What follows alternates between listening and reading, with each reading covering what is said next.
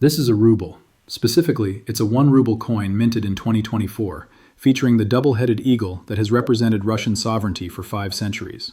In your hand, it weighs 3 grams and feels almost worthless.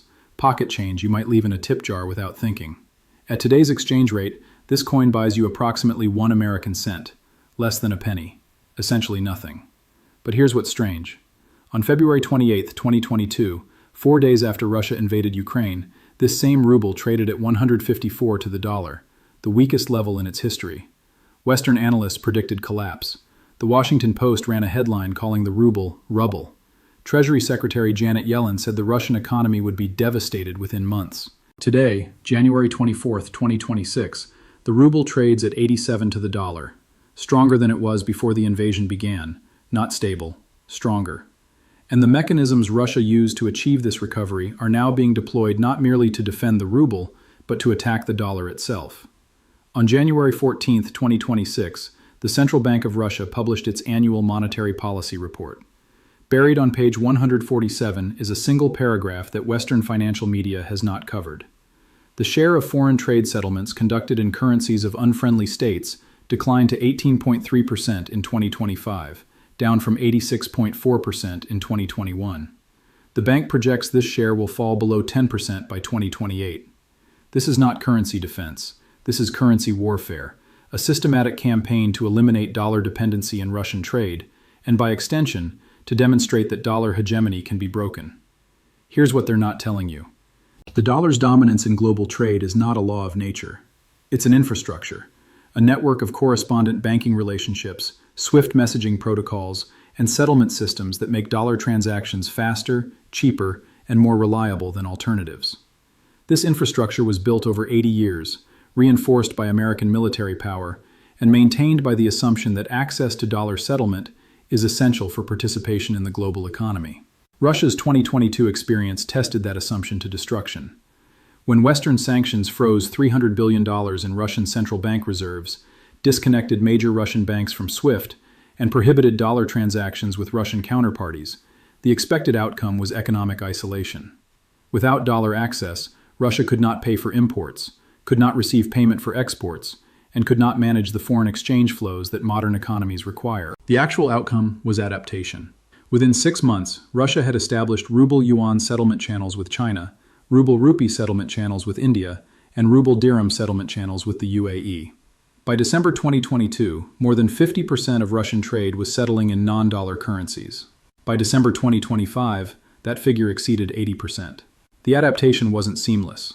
Russian importers paid premiums for goods routed through non-sanctioned intermediaries. Russian exporters accepted discounts on oil and gas sales to buyers willing to handle the complexity. The friction was real and measurable. Economists estimate it cost Russia 2 to 3% of GDP annually. But the friction declined over time as systems matured. The cost that seemed prohibitive in 2022 became routine by 2024, and the infrastructure built to survive sanctions became infrastructure capable of something more ambitious: permanent alternatives to dollar-based trade. At 8:15 a.m. Moscow time on January 7, 2026, the first transaction cleared through SPFS, Russia's alternative to SWIFT, involving 4 non-Russian counterparties: a Chinese exporter, an Indian bank, a Turkish trading company, and a Brazilian commodity firm. No Russian entity was party to the transaction. The settlement currency was not rubles, it was Chinese yuan. But the messaging infrastructure was Russian. SPFS was built to replace SWIFT for Russian users. It is now being offered to non-Russian users who want settlement options that American regulators cannot monitor or interdict. This is where the lie becomes unsustainable. The dollar's reserve currency status rests on 3 pillars, and Russia's strategy targets all 3 simultaneously. Pillar 1. Transaction convenience. The dollar is used in 88% of foreign exchange transactions because dollar markets are the deepest, most liquid, and most accessible in the world. You can convert almost any currency to dollars and dollars to almost any currency 24 hours a day with minimal spread and instant settlement. Russia cannot replicate this liquidity, but it doesn't need to. Russia only needs to demonstrate that alternatives exist for specific transaction types: commodity trades, bilateral settlements, sovereign reserve management, where the participants have reasons to avoid dollar exposure. Each transaction that moves outside dollar channels reduces the network effect that makes dollar dominance self-reinforcing. The yuan's share of global foreign exchange transactions has grown from 4% in 2019 to 7.5% in 2025. That's still dwarfed by the dollar's 88%, but the trajectory matters more than the level. Network effects work in both directions. As alternative infrastructure matures, switching costs decline, and the dollar's convenience advantage erodes. Pillar 2. Store of value. Central banks hold dollars because dollars are stable, liquid, and accepted everywhere. Approximately 59% of global foreign exchange reserves are held in dollars, down from 71% in 2001, but still dominant. Russia's reserve freeze demonstrated that dollar reserves are only stable if the United States permits them to be. The $300 billion frozen in February 2022 didn't disappear. It still exists in Western central bank accounts, but it cannot be used for any purpose Russia chooses. For any nation that might someday face American sanctions, dollar reserves have become conditional assets rather than unconditional ones. Central bank gold purchases have accelerated every year since 2022. Global central banks added 1,037 tons in 2023, 1,136 tons in 2024, and 1,280 tons in 2025, the highest sustained purchasing in recorded history. The buyers are concentrated in nations that have observed what happened to Russia: China, India, Turkey, Kazakhstan, Poland, Czech Republic. They are not selling dollars to buy gold. They are declining to accumulate new dollars and accumulating gold instead. Gold cannot be frozen by foreign governments. Gold does not require swift access. Gold settles through physical delivery that no sanctions regime can prevent. The shift from dollar reserves to gold reserves is slow, measured in percentage points per year, but it represents a structural change in how nations conceptualize sovereign wealth. Pillar 3. Invoicing convention. Oil, gas, and most commodities are priced in dollars by historical convention, not economic necessity. When Saudi Arabia sells oil to Japan, the transaction is invoiced in dollars, even though neither party uses dollars domestically. This convention creates artificial demand for dollars that supports the currency's value, regardless of American trade balances. Russia has systematically broken this convention for its own exports. Russian oil sales to China are invoiced in yuan. Russian gas sales to India are invoiced in rupees. Russian grain sales to Egypt are invoiced in a mix of currencies negotiated bilaterally. Each transaction that abandons dollar invoicing demonstrates that the convention is optional, and every demonstration encourages other exporters to consider alternatives. Saudi Arabia began accepting yuan for Chinese oil purchases in 2023. Brazil and Argentina announced bilateral trade settlement in local currencies in 2024. The BRICS summit in Kazan proposed a common settlement currency for member trade. None of these initiatives has replaced the dollar. All of them have chipped away at the assumption that dollar invoicing is mandatory. When institutions do this, they're not managing risk, they're containing disaster. The U.S. Treasury's response to de-dollarization has been contradictory, simultaneously denying that it's happening and threatening consequences for nations that pursue it. On January 8, 2026, Treasury Undersecretary Jay Shambaugh testified before the Senate Banking Committee that the dollar's reserve status remains unchallenged and supported by the fundamental strengths of the American economy. The same testimony warned that nations pursuing alternatives to dollar settlement may find themselves excluded from access to American financial markets. The contradiction reveals the bind. Acknowledging de-dollarization legitimizes it. Denying it prevents policy response. Threatening sanctions for de-dollarization accelerates the very behavior it's meant to prevent. Nations that fear future sanctions have stronger incentives to build alternatives before those sanctions arrive. The Federal Reserve's own data tells a different story than Treasury's public confidence. The Fed's International Finance Discussion Papers series published a study in November 2025 showing that dollar usage in global trade invoicing has declined at a rate of 1.2 percentage points annually since 2022, compared to 0.3 percentage points annually in the preceding decade. The acceleration is fourfold. Less than 7 years remain before dollar invoicing share falls below 50% on current trajectory, the threshold that economists consider psychologically significant for reserve currency status. The decline may slow as low-hanging fruit is exhausted, or it may accelerate as network effects begin working against the dollar rather than for it. The trajectory is clear, only the timing is uncertain. On January 16th, the Bank for International Settlements, the central bank of central banks, published its quarterly review with an unusual prominence given to alternative settlement systems, and their implications for monetary sovereignty.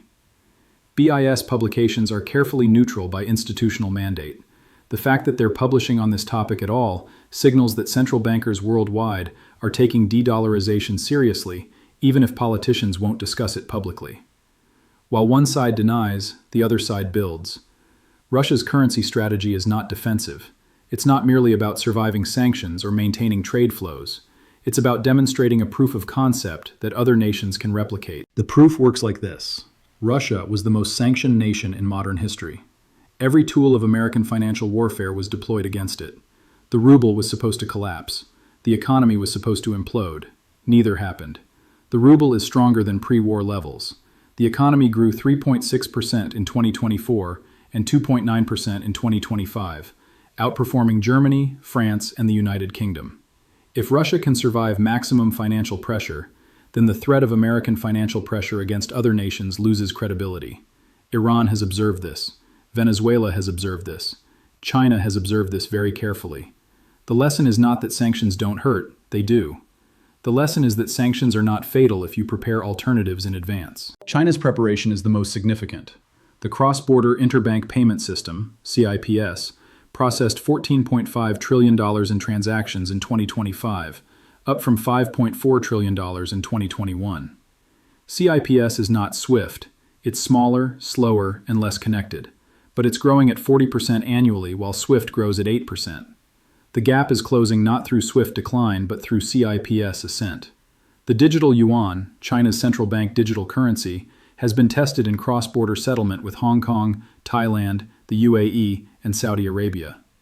The technology enables instant settlement without correspondent banking relationships, eliminating the infrastructure advantage that makes dollar transactions faster than alternatives. Pilot programs are not deployment, but pilots that work become deployments that scale. On January 20th, 2026, the People's Bank of China announced that digital yuan would be accepted for settlement of Belt and Road Initiative contracts beginning in Q3 2026. BRI contracts cover infrastructure projects in 140 countries, totaling over $1 trillion in committed investment. Accepting digital yuan for these settlements creates a user base of sovereign entities and major corporations who will develop familiarity with non-dollar payment rails. Russia's ruble defense proved survival was possible. China's payment infrastructure is making alternatives practical. The combination transforms de-dollarization from theoretical possibility to operational reality. The mathematics of the trap are now inescapable. The dollar's structural position creates vulnerabilities that American policy cannot address without creating new problems. Vulnerability 1. The deficit paradox. The dollar's reserve status requires the United States to run persistent trade deficits, providing dollars to the global economy that other nations can hold as reserves. But persistent deficits erode the industrial base that ultimately backs currency credibility. The United States cannot maintain reserve status and rebuild manufacturing simultaneously. The currency flows work in opposite directions. Vulnerability 2. The sanctions paradox. Using dollar access as a weapon demonstrates the dollar's power, but also its risk. Every nation sanctioned becomes a laboratory for alternative settlement. Every nation threatened with sanctions becomes a customer for those alternatives. The weapon's effectiveness declines with each use because each use motivates countermeasures. Vulnerability 3. The interest rate paradox. Defending the dollar against de-dollarization would require higher interest rates to attract foreign capital. But higher interest rates increase debt service on $34 trillion in federal obligations, constraining fiscal policy and potentially triggering the debt crisis that would accelerate de-dollarization. The defense mechanism creates the vulnerability it's meant to prevent. Russia's currency war strategy exploits all three paradoxes simultaneously. It doesn't need to defeat the dollar. It needs to make dollar dominance expensive to maintain, expensive enough that the maintenance costs compound until the system restructures itself. This is what a system looks like when the defender's responses accelerate the attacker's objectives. The informed are not waiting for official announcements to understand what's happening. Gold has outperformed the dollar index by 34% since January 2022. The outperformance reflects institutional assessment that non-dollar reserve assets will appreciate as dollar holdings decline. Central banks buying gold are making the same bet that investors buying gold are making. The trajectory favors hard assets over soft promises. Physical gold premiums over paper contracts have widened to 2.8% globally. modest by crisis standards but persistent in a way that indicates structural shift rather than temporary dislocation. The premium represents buyers who want metal, not exposure, possession, not promises. That preference strengthens as confidence in paper systems weakens. The ruble-yuan exchange rate has stabilized at levels that reflect bilateral trade balances rather than dollar cross rates. This technical detail matters. Currencies that trade directly without dollar intermediation no longer transmit dollar volatility into their bilateral relationships. Russia and China have effectively created a currency corridor that the dollar cannot influence. BRICS nations' share of global GDP has reached 36.7%, exceeding the G7's 30.4% for the first time in modern history. Economic mass creates currency gravity. The bloc that Russia helped catalyze now has the weight to sustain alternative financial architecture, even if individual members face pressure. Credit default swap spreads on U.S. sovereign debt have widened from 8 basis points in 2021 to 52 basis points in 2026. The widening reflects not imminent default risk, but increasing uncertainty about long-term dollar stability. Markets are pricing in scenarios that official policy still calls impossible. The question is not whether the dollar faces a structural challenge. The question is, who understands that challenge well enough to position for its consequences? A 3-gram coin worth 1 cent. A currency that was supposed to collapse and didn't. A financial warfare campaign that was supposed to isolate Russia and instead demonstrated that isolation is survivable.